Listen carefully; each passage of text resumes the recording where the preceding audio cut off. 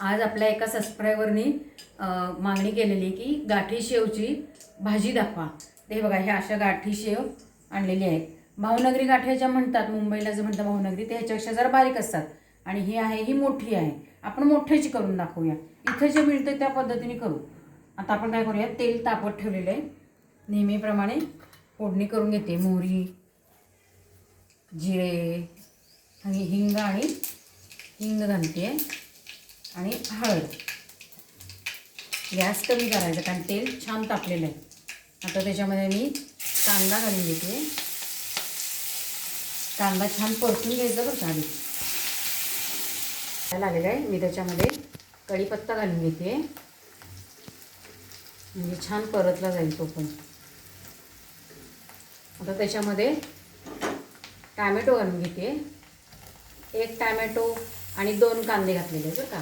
कांदा जरा जास्त चांगला वापरायचा, मस्त वास येतो त्याचा, चव पण छान येते. आणि कांदा परतला की त्याची चव चांगलीच लागते केव्हाही.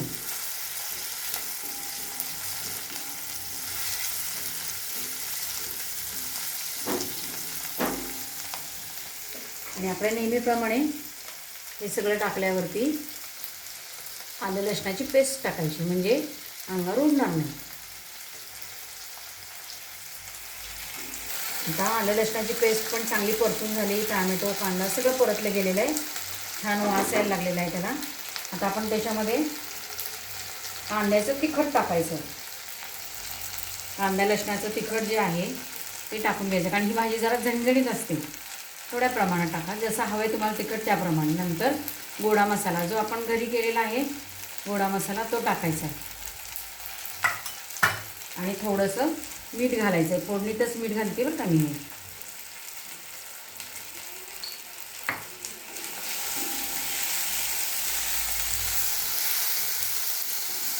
मध्ये पाणी घालून घ्यायचं आहे आणि ह्याच्यामध्ये थोडंसं शिजलं पाहिजे आणखी.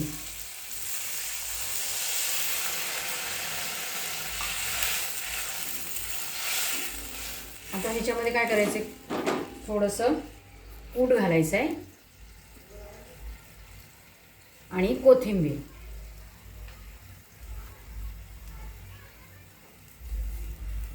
तुम्हाला जेवढं पातळ हवं आहे ना त्या पद्धतीने पाणी वाढवा तुम्ही, आणि म्हणजे मग भाजी व्यवस्थित होते. कारण माझ्या आता ह्या गाठ्या भाजी शेव आहे ते खूप जाड आहे, त्यामुळे ह्याच्यावर मी थोडंसं आणखीन पाणी वाढवणार आहे. पाणी घालते मी. आता ह्याला छान उकळी आलेली आहे. त्या ह्याच्यातच मी मॅगी मसाला, ह्याचा सब्जी मसाला मॅगीचा, तो घालून घेणार आहे, कारण ही चव आणखीन चांगली येईल त्याची.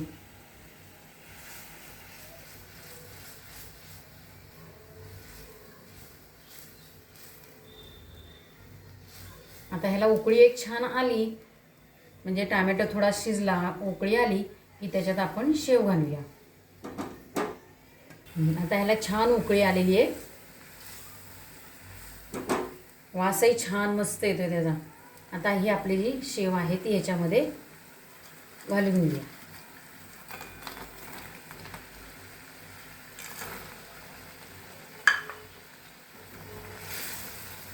आता ही शेव मुळातच ह्या भाजीसाठी जास्त केलेली असते. फरसाणा, आपली मिसळ वगैरे करतो की नाही, त्याच्यामुळे लगेच ही मऊ होत नाही, ही तशीच राहते. पण काय करायचं असतं, जेवणाआधी थोडीशी घालून घेतली नाही अशी, किंवा ही तुम्ही करून ठेवली आणि अर्धा पाऊण तासाने खाल्ली तर मग मऊ पडणार आहे. पण ती जेवायच्या आधी साधारण 10-15 मिनटं किंवा 5 मिनटं आधी करायचं भाजी ही, आणि खायची. आता मी हा गॅस बंद करते. आपण मस्तपैकी वाढून घेऊया.